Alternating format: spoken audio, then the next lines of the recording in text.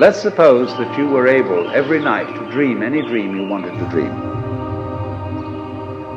And that you could, for example, have the power within one night to dream 75 years of time, or any length of time you wanted to have. And you would naturally, as you began on this adventure of dreams, you would fulfill all your wishes.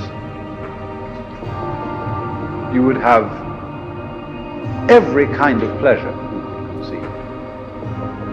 And after several nights of 75 years of total pleasure each, you would say, well, that was pretty great. But now let's have a surprise.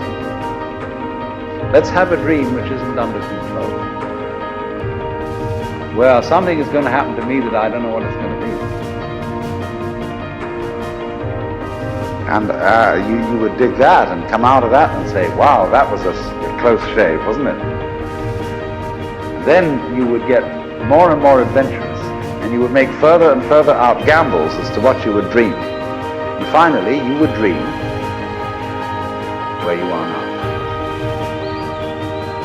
You would dream the dream of living the life that you are actually living today.